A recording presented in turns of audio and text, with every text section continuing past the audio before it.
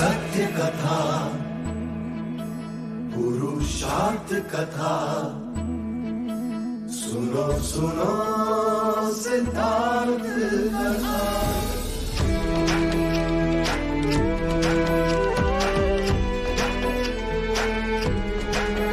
संसार में दुख का कारण क्या, संताप शोक का निवारण क्या। संसार में दुख का कारण क्या, संताप शोक का निवारण क्या। इस खोज में सब कुछ त्याग दिया, हर वैभव से वैराग लिया। वो सृष्टि से संयुक्त हुए, सिद्धार्थ से गौतम बुद्ध हुए।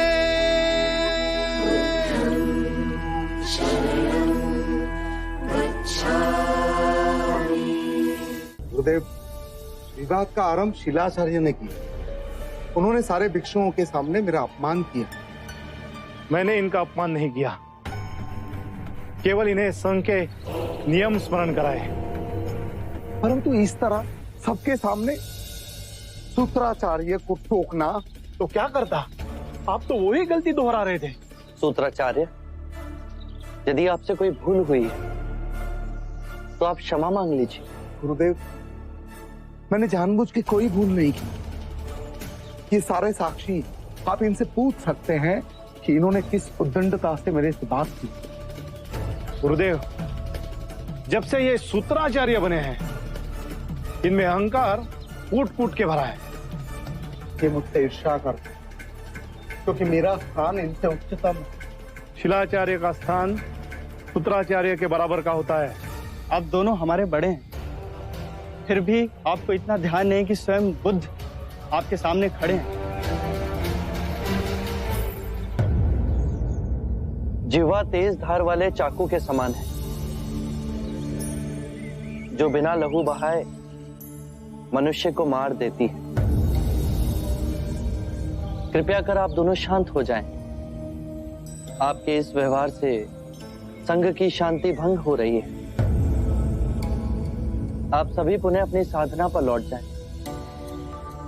यदि आप इस साधना के मार्ग को भली भांति समझेंगे, इसे अपनाएंगे, तो आप अपने अहंकार, ईर्ष्या, क्रोध, अपमान की भावना से स्वयं ही मुक्त हो जाएंगे। गुरुदेव, आप अपने आप को इस विवाद से दूर रखें, जाकर के शांति से अपनी तपश्चर्या करें। हम अपने इस वाद विवाद का निष्कर्ष स्वयं निकाल लेंगे।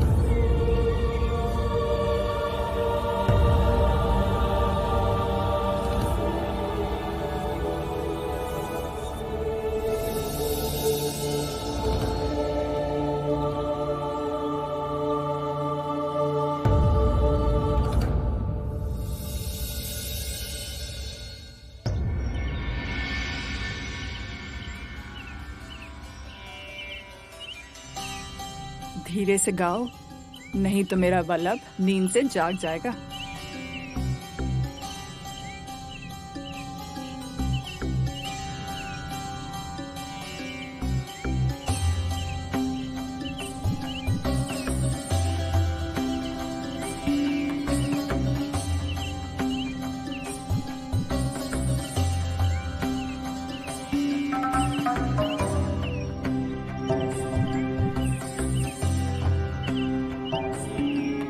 इन पंछियों को दोष क्यों देती? दोष तो तुम्हारी इन पायल का है, जिनकी खनकार ने मुझे जगा दी। सारा दोष मेरा है। एक और दोष भी है। वहां लेटा जब मैं तुम्हें इनसे बातें करते देख रहा, मेरे मन में ईर्ष्या जागी। अपने मन की बात मैं इनसे कहती हूँ, किंतु मुझे नहीं बताती। पहले ये पंछी अकेला था, दिन भर अकेले बैठता था। कोई नहीं था इसके मन की सुनने वाला। पर जब से यदु एक और पंछी लेकर आया है, दोनों की जोड़ी बन गई है। आप दोनों दिन भर चहकते रहते हैं।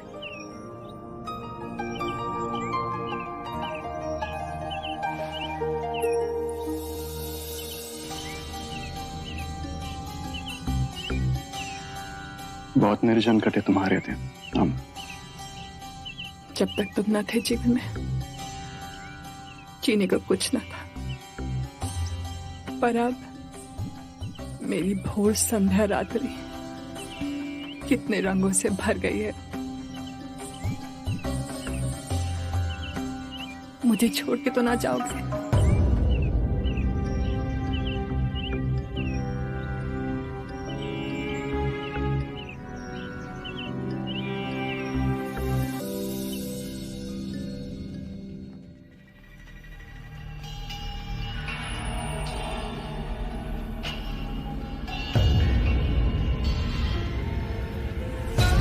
महाराज अजातशत्रु जीवित है, ये समाचार सुन भगत की सेना हर्षोल्लास से जी उठेगी।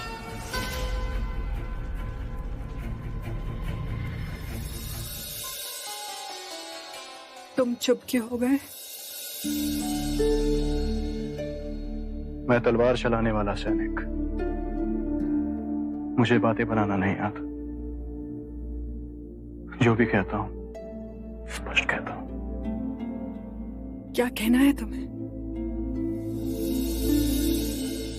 मुझसे विवाह करोगी? हाँ, मेरे अहोभाग्य कि तुमने मुझे अपने योग्य समझा।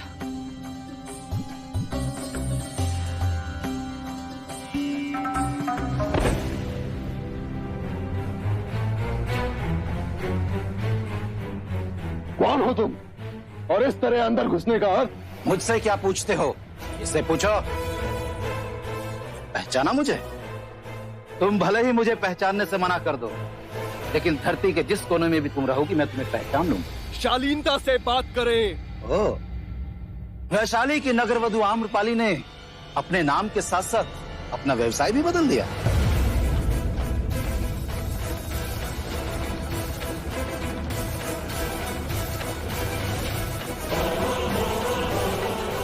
चल मेरे साथ। बलम, बलम, बलम मेरी सहायता करो।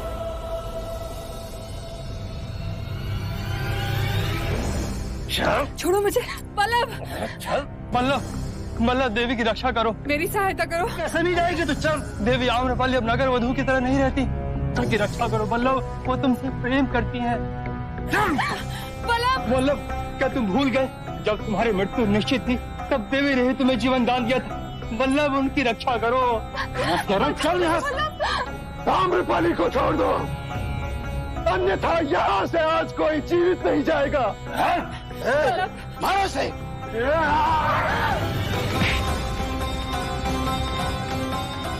बलम,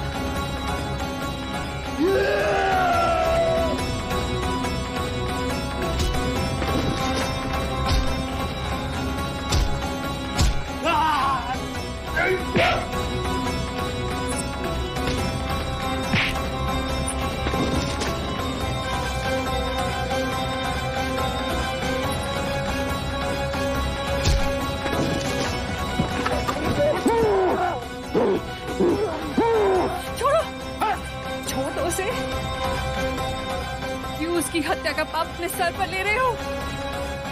छोड़ दो उसे। नहीं। बल्लभ, तुम्हें मेरी सौगंध।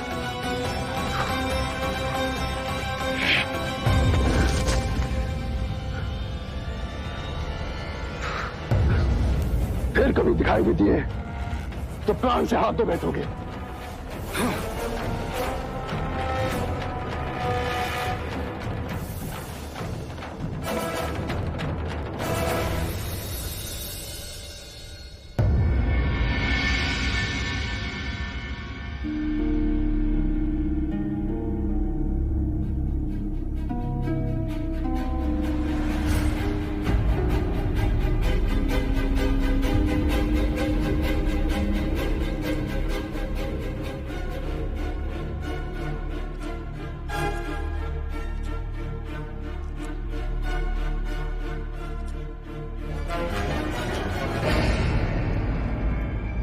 सेनापति, आप यहाँ? महाराज अजाज। महाराज अजातशत्रु नहीं, हमें यहाँ वल्लभ के नाम से जानते। आप चिंता ना करें, हम यहाँ सुरक्षित हैं। आपको ढूंढने के लिए पूरी वैशाली में भेष बदल कर घूम रहे हैं। आपको सकुशल देखकर मेरे मन में संतोष आया। पर महाराज, आप यहाँ तक पहुंचे कैसे? दक्षिणी खेमे में भीषण युद्ध हो रहा है। हमारा वध करने के लिए वैशाली के सैनिकों ने चक्रव्यूह रचा।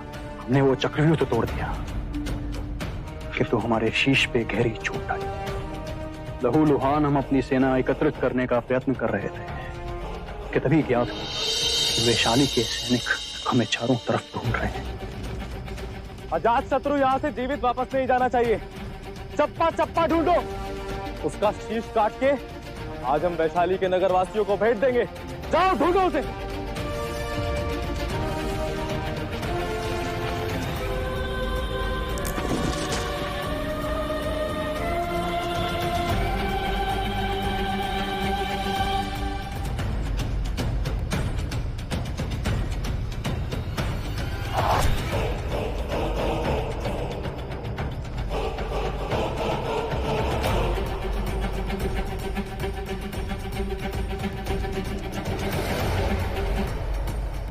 इसी तरह हमने छुपते छुपाते वैशाली की सीमा में प्रवेश किया। जिसने भी हमें देखा वैशाली का सैनिक ही समझा। इसी घर के बाहर आके मैं मूर्छित हो गया। यहाँ की देवी ने हमें वैशाली का योद्धा समझ हमारे प्राण बचाए। वो मुझे वल्लभ पुकारते। क्या आप जानते हैं जिसने आपके प्राण बचाए वो कौन है? आम्रपाली। वही आम्रपाली जिसके कारण आपने वैशाली पर आक्रमण किया। हाँ सेनापति, वही आम्रपाली जो कभी हमारी शत्रु हुआ करती थी। सुना है कि शत्रु से प्रेम नहीं किया जाता, किंतु यह भी सुना है कि प्रेम में बहुत शक्ति होती है। और आज हमने इसे अनुभव भी कर लिया। हम आम्रपाली से प्रेम करते हैं, उसके सिवा मेरे जीवन में और कुछ भी नहीं। परंतु आप यहाँ पर सुरक्षित नहीं हैं। आज प्रातः आपको देखकर मैंने मगध जाने के लिए सारी व्यवस्था कर ली है। रात्रि के अंधेरे का लाभ उठाकर हम इसी समय यहाँ से निकल सकते हैं। इसी समय? हाँ महाराज, मगध में आपको लेकर बड़ी चिंता हो रही है। सेना का मनोबल टूटता जा रहा है। आप किस चिंता में पड़ गए महाराज? महाराज, आप यहाँ पर सुरक्षित नहीं है। हम जाएंगे, अवश्य जाएंगे, किंतु आज नहीं। अब तुम यहां से जाओ। जो आज्ञा महाराज। कल प्रातः वैशाली की सीमा पर मैं आपकी प्रतीक्षा करूंगा। अवश्य नहीं। देवी, देवी कृपया अंदर ना जाए। मेरी बात सुने, अंदर आपका शत्रु। वैशाली विजय हो चुकी है यदु। अब बड़े दिनों पश्चात मेरे जीवन में भी सुख आया है। उस सुख का आनंद लेने दो मुझे यदु। देवी, देवी, देवी।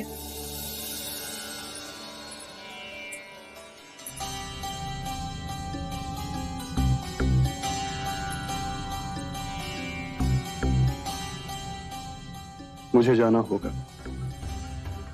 कहाँ वल्लभ?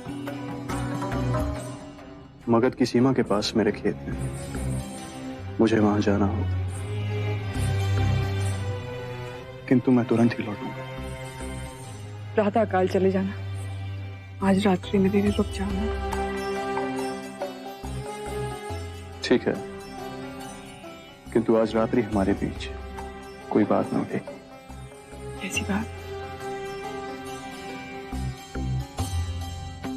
जो बीत गया उसे भूल जाओ। भूल जाओ दीवाने में। हमारे पास बस ये क्षण। मैं इन क्षणों के सहारे जी लूंगी।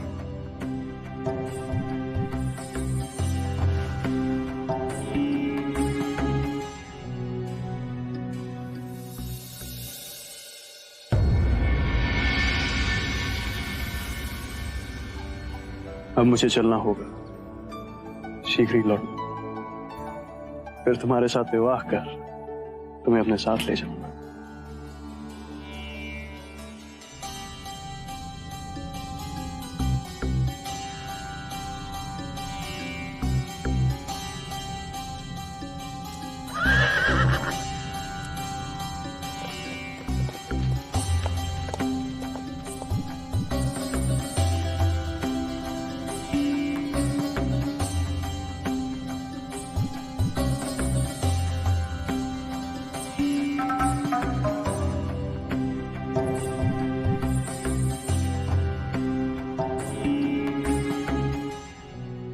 विदा कर दिया आपने वल्लभ को?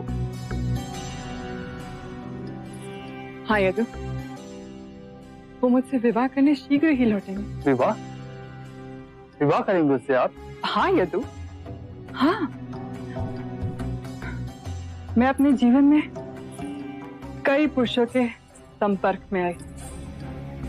महाराज बिंबिसार जैसे पुरुष भी मेरे जीवन में आए। उन्होंने मुझे पत्नी का सम्मान भी दिया, पर पत्नी ना बना सके। मेरा बहुत ध्यान रखा उन्होंने, पर चाहते हुए मैं उनसे प्रेम ना कर सकी। मेरे मन में उनके लिए आदर रहा, पर प्रेम तो मुझे अब हुआ है। देवी निद्रा से जागिए। अर्थात तुम पहले व्यक्ति हो जिसको मैंने अपने प्रेम के बारे में बताया। पर आप अपने प्रेमी को नहीं जानती। वो जिसे आप वल्लभ कहती हैं, जानती हैं कौन है वो? कौन? वैशाली का परम शत्रु, आपकी लहू का प्यासा अजात शत्रु है।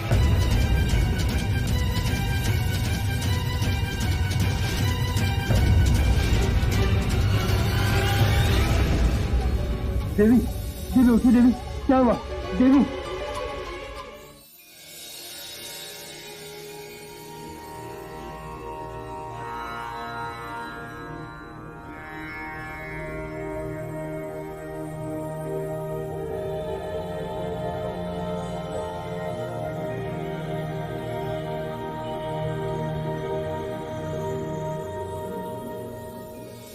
शाक्यमुनि को कौशंबी का आश्रम छोड़े बहुत अधिक समय हो चुका है। न जाने कहाँ होंगे, किस हाल में होंगे। समझता हूं तुम्हारे मन का दर्द। 2 बार कौशंबी के शीलाचार्य और सूत्राचार्य अपने नेत्रों में अश्रु भर बुद्ध को खोजते हुए आए हैं। बुद्ध जैसी निधि के योग्य न थे, आपस में प्रेम से रह न सके और इतने छोटे मनमुटाव को इतना भीषण रूप दे दिया। बुद्ध ने तो स्वयं ही कहा है, चाहे जितने सूत्रों का अध्ययन कर लो, चाहे जितने सूत्र कंठस्थ कर लो, जब तक वो तुम्हारा कर्म नहीं बन सकते तब तक कोई लाभ नहीं होगा, कोई लाभ नहीं होगा। सबको मार्ग का पता है, पर सब मार्ग पर चल नहीं पाते।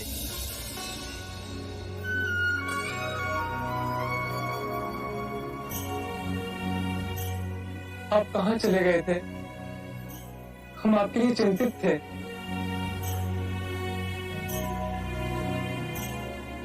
आनंद, कभी कभी एकांत में भी रहना चाहिए, ज्ञान मिलता है।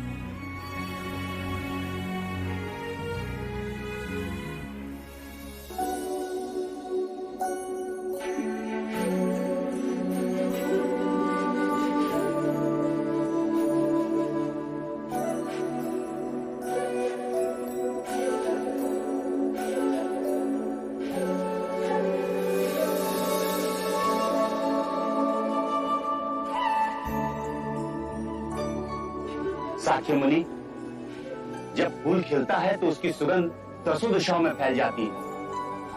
सूत्र आचार्य और शील आचार्य भी आपकी सुगंध पा यहां दौड़ दौड़ चले आए, आपसे क्षमा मांगना चाहते हैं। उन दोनों के बीच समाधान हो गया है। यदि आप अनुमति दें तो ही हम उन्हें आश्रम में आने देंगे। मोगलाना, आप उन्हें वापस भेज दीजिए। उन्होंने बुद्ध का अपमान किया है। आनंद, ध्यान रहे, अपमान का भाव कभी मन में ना उठे। साक्य मुनि, प्रश्न ये नहीं कि उन्होंने आपका अपमान किया, प्रश्न ये है क्या वो धर्म के मार्ग पर चल रहे हैं या नहीं। सही कहा। सरीपुत्र सार की बात समझ गए।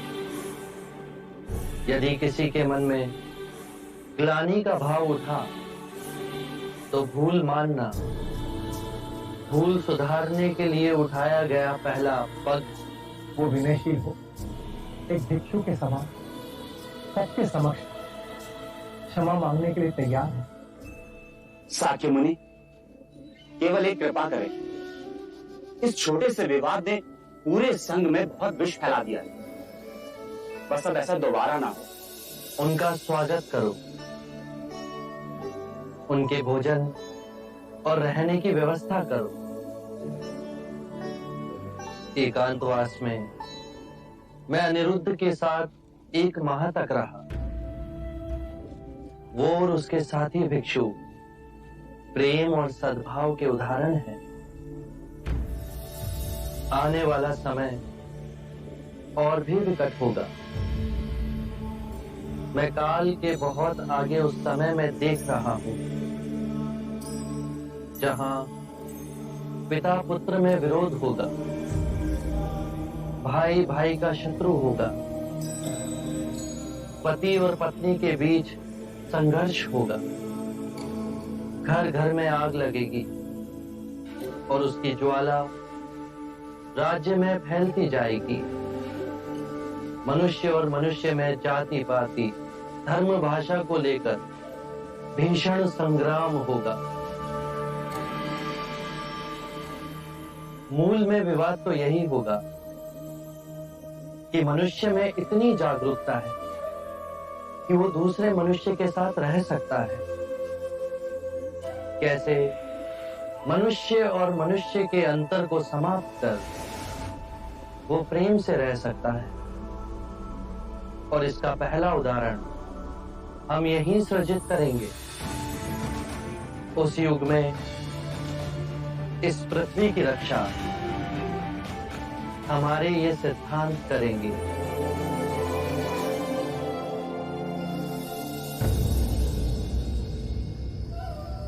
सूत्राचार्य और शीलाचार्य के समाधान की बात सुन मुझे अति प्रसन्नता हुई।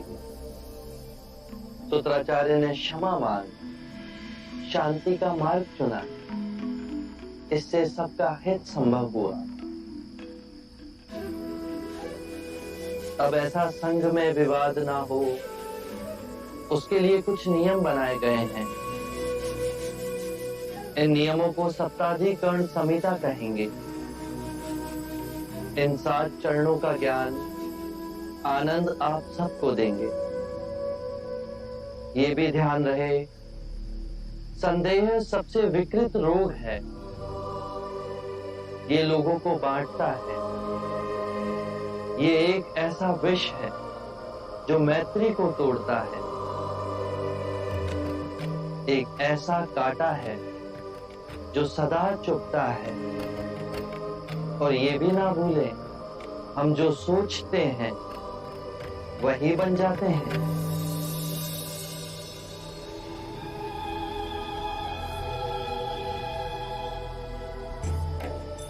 शीलाचार्य ने सत्य कहा, मैं ही अहंकारी हो गया था। सूत्राचार्य, आपका कहना भी सत्य था। मेरे मन में आपके लिए बहुत ईर्ष्या थी। मैं इस पाप का बराबर का भागीदार हूं। आपने हमें करुणा दी। अब मुझे क्षमा दीजिए, मैंने आशीर्वाद दे। मेरे पास केवल मार्ग है। यदि आप उस पर चलो तो ये मार्ग तुम्हारा है।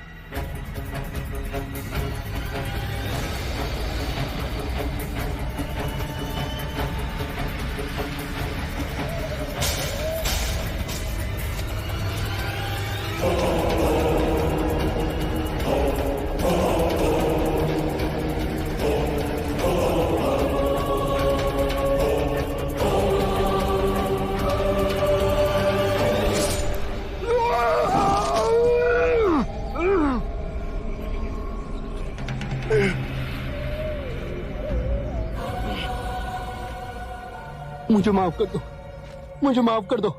नीचे पड़ी स्वर्ण मुद्राएं ले लो, मेरे गहने ले लो और मुझे माफ कर दो। तुम कहोगे कि तुम्हें और धन चाहिए तो मैं इस वन में आके छोड़ दूंगा, पर मुझे छोड़ दो।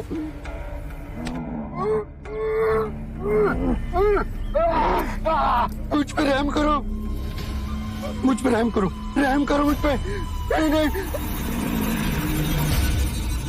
मुझ पे रहम करो, रहम करो मुझ पे। मुझे धन नहीं चाहिए, मुझे 100 कटी हुई उंगलियां की माला चाहिए। नहीं नहीं, जिस दिन मेरे इस माला में 100 उंगलियां हो जाएगी उस दिन मुझे सिद्धि प्राप्त होगी, मेरी शक्तियां प्रबल रूप लेगी और पूरी सृष्टि में विकसित होगी। मुझ पे रहम करो।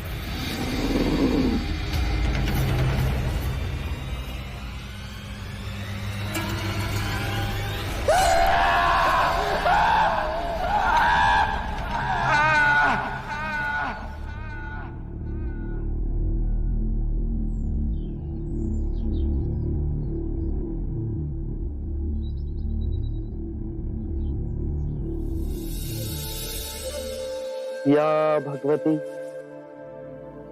भिक्षाम देहि।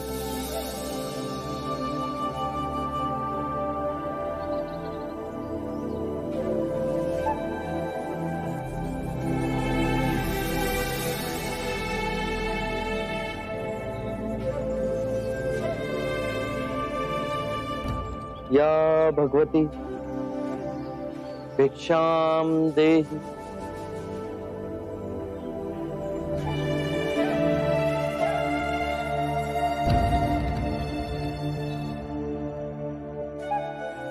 या भगवती भिक्षाम देहि।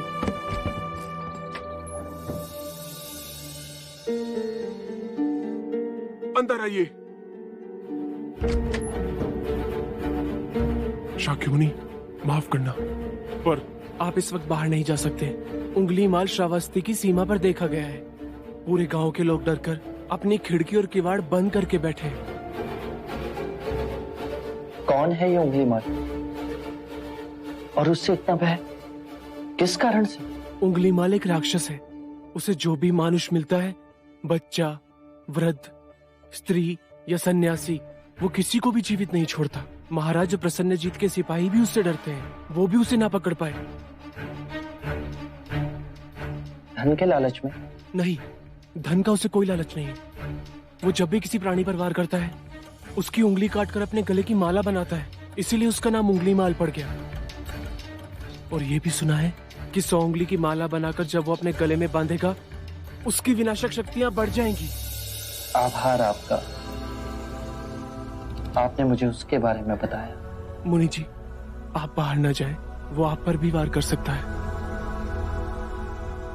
भय से अपनी राह छोड़ दूं, ऐसा मैंने कभी नहीं किया। मुझे भिक्षा मांगते देख जन जन के हृदय में उंगलीमाल का भय कम होगा।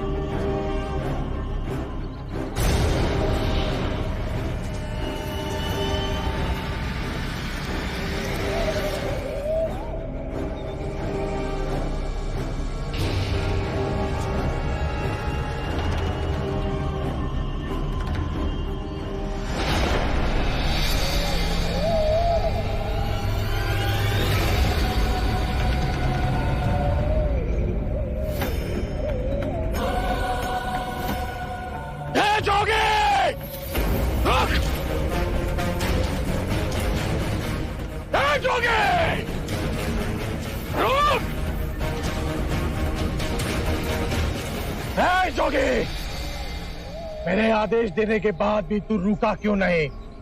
मैं तो बहुत पहले ही रुक चुका हूं, तुम ही नहीं रुके। तुझे मुझसे भय नहीं लग रहा? मैं आदि मानव हूं। नहीं, तुम मानव हो। जोगी, तूने कहा कि तू कब का रुक चुका है, और तू तो चल ही रहा था, और तूने ये क्यों कहा कि मैं नहीं रुका? मैं बहुत पहले ही रुक गया। ऐसे सारे बुरे कृत्य छोड़ दिए जिससे किसी भी प्राणी को दुख या कष्ट पहुंचे। मैंने जीवन की सुरक्षा करना सीखा। सब जीना चाहते हैं, बस तुम उन्हें करुणा से देखो तो। मैं सबकी हत्या करूंगा। मानव में न प्रेम है न करुणा है, सिर्फ छल और कपट है। तुम्हें लोगों ने बहुत दुख दिया है अंगुलीमाल। क्रूरता व्यक्ति अज्ञान के कारण ही करता है। घृणा, द्वेष, ईर्ष्या, मोह, माया, ये सब अज्ञान की ही संतान है। और वो व्यक्ति ही है जिसमें दया, करुणा, सद्भाव और समझ का उदय भी होता है। अंगुलीमाल, यदि इस जीवन में क्रूर और निष्ठुर लोग हैं तो दयावान भी हैं। बस अपनी आंखों से ये अंधेपन का पर्दा हटा के देखो। तुम और व्यक्ति जैसे नहीं हो। मैं हर व्यक्ति जैसा ही हूं, बस जागृत हो ये सिद्ध कर रहा हूं कि हर व्यक्ति में जागने की क्षमता है। मेरा मार्ग क्रूरता को निर्मलता में परिवर्तित करता है। तुम घृणा के पथ पर बस इस क्षण रुक जाओ। तुम भी दया और करुणा के पथ पे चल सकते हो अंगुलीमाल। तुम वही हो जिन्हें लोग बुद्ध कहते हैं, जो लोगों को मुक्ति के मार्ग पर चलना सिखाता। मैं बहुत दूर निकल चुका हूं। मैंने बहुत हत्याएं की है। अब मेरे लिए रुकना असंभव है। असंभव कुछ नहीं। जब आंखें खुले तभी सवेरा। मैं पुनः जीवन की ओर नहीं मुड़ सकता। बहुत देर हो चुकी। तुम में इतनी चेतना है कि जो तुमने किया था वो बुरा था। इसका अर्थ है कि तुम में इतनी समझ है कि क्या बुरा है और क्या अच्छा है। अंगुलीमाल, जिस दिन से तुमने अच्छा कार्य शुरू किया उस दिन से तुम्हारा नया जीवन शुरू हो जाएगा। मैं कितने भी अच्छे कार्य करूं, लोग मुझे उसी दृष्टिकोण से देखेंगे और मुझे चैन से जीने नहीं देंगे। यदि तुमने हिंसा का मार्ग छोड़ा तो मैं तुम्हें मार्ग दिखलाऊंगा। तुम्हारा संरक्षण करूंगा। तुम्हें लोगों की घृणा से बचाऊंगा। बस पहला पग तुम्हें ही उठाना है। ये हो सकता है? अवश्य हो सकता है। तुम में असामान्य बुद्धि है अंगुलीमाल। तुम आत्मज्ञान के पथ पे बहुत आगे जाओगे।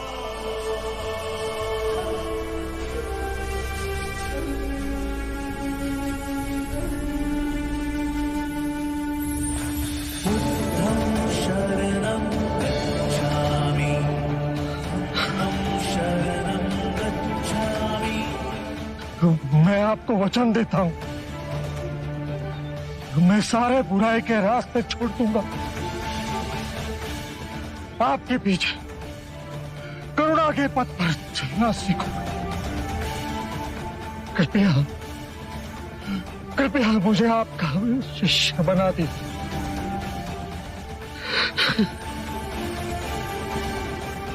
मैं शिष्य नहीं बनाता, व्यक्ति स्वयं संग से जुड़ता है।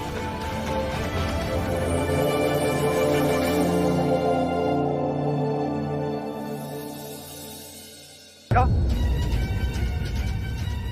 अंगुलीमाल अहिंसा का रास्ता त्याग सिद्धार्थ का भिक्षु बन गया? सिद्धार्थ नहीं महाराज, शाक्य मुनि गौतम बुद्ध। ये सोचना सत्य नहीं हो सकती। सत्य है महाराज। बुद्ध की दृष्टि मात्र पड़ते ही उंगली मार जैसा राक्षस सहजता से उनका भिक्षु बन गया। मैं नहीं मानता। अपना प्रचार करने हेतु सिद्धार्थ ने झूठा समाचार उड़ाया। ऐसे क्या निहार है? क्षमा करें महाराज, सिद्धार्थ तो बुद्ध बन गए, पर आप अब भी उनके विरुद्ध मन में गड़ी भास ना निकाल सके। आप जब वो सिद्धार्थ थे तब भी अनूठे ही थे महाराज। हम तो उनके परम शत्रु थे, तब भी उन्होंने 2 बार हमें जीवन दान दिया। बस एक भक्षक को रक्षक बना दिया, उसमें आश्चर्य की कोई बात नहीं है महाराज। हमारे जीते जी एक व्यक्ति का इतना बड़ा रूपांतरण हुआ है, वो तत्व से बुद्ध बन गया। ये चमत्कार ही तो है महाराज। अंगुली माल का ये हृदय परिवर्तन जब तक हम स्वयं न देख लें, विश्वास न होगा। आप 100 रूप धर ले, फिर भी वो डसता अवश्य है।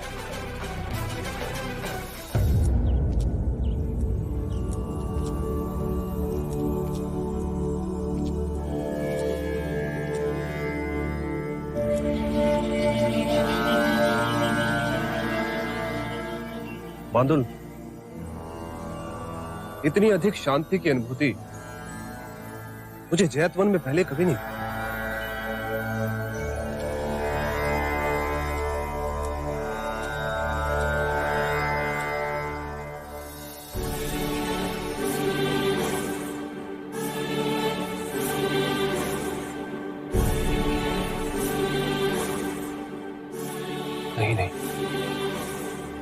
नहीं, ये सिद्धार्थ नहीं, ये तो कोई देवता है।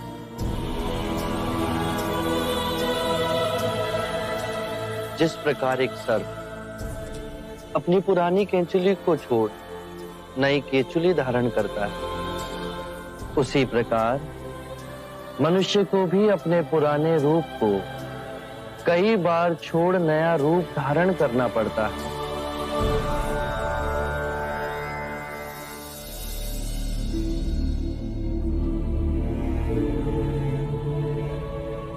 आइए कौशल नरेश, स्वागत है आपका।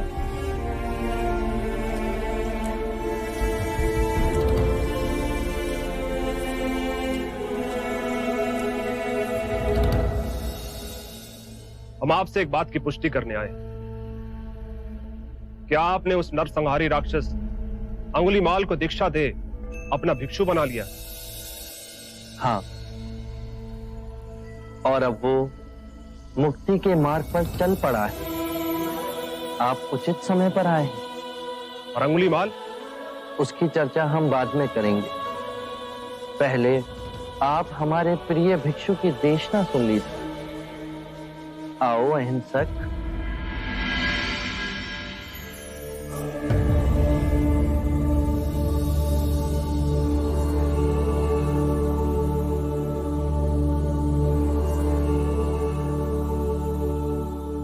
बुद्ध कहते हैं,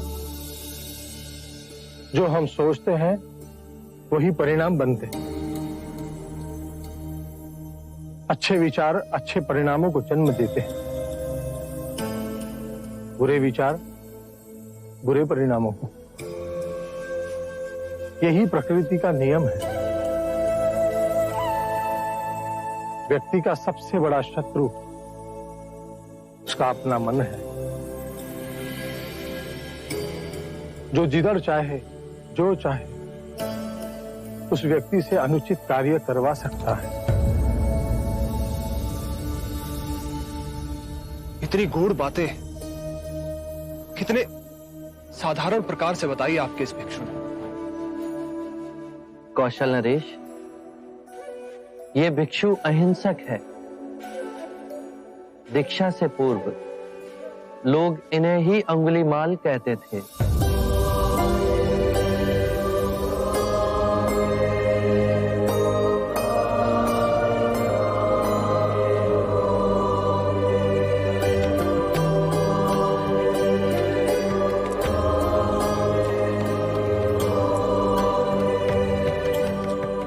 हमने आज तक सुना था कि एक हत्यारा साधु बन सकता है, पर आज अपनी आंखों से देख हमारा रोम रोम सिहर उठा। अंगुलीमाल, हम तुम्हें जीवन दान और स्वतंत्रता देते हैं। महाराज, आप दयालु हैं। नहीं, दया और करुणा की मूर्ति तो स्वयं शाक्य मुनि गौतम बुद्ध। मानवता के इतिहास में अपराधियों को दंड दे उन्हें सुधारने का प्रयत्न तो किया गया, पर अपराधी के हृदय में एक क्रांति केवल गौतम बुद्ध ही ला सकते। आरंभ हो गई निर्वाण प्रथा, सुनो सुनो ये बुद्ध कथा।